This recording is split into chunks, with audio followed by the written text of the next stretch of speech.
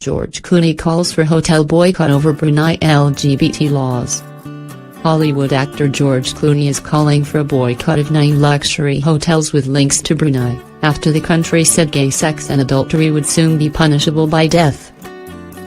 From 3 April, homosexuals could face being whipped or stoned in the tiny Southeast Asian state.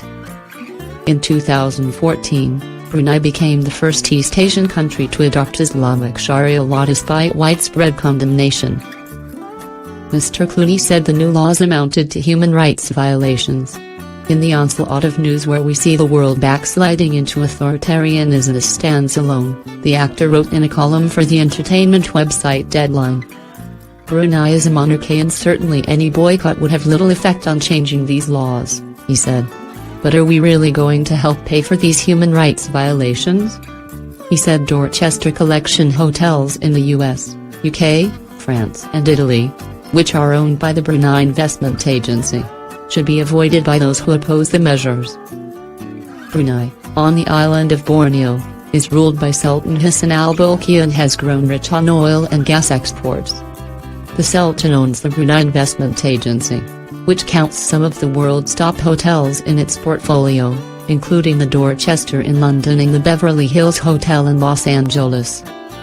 "I've stayed at many of them," Mr. Clooney wrote, "because I hadn't done my homework and didn't know who owned them. Every single time we stay at or take meetings at or dine at any of these 9 hotels, we are putting money directly into the pockets of men who choose to stone and whip to death their own citizens," he added. Brunei's ruling royals possess a huge private fortune and its largely ethnic Malay population enjoy generous state handouts and pay no taxes.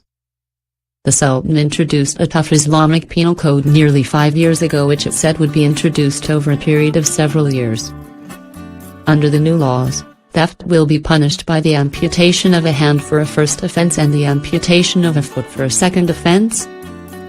When he announced the move, the Sultan, 72, one of the world's wealthiest men, called the code a part of the great history of our nation.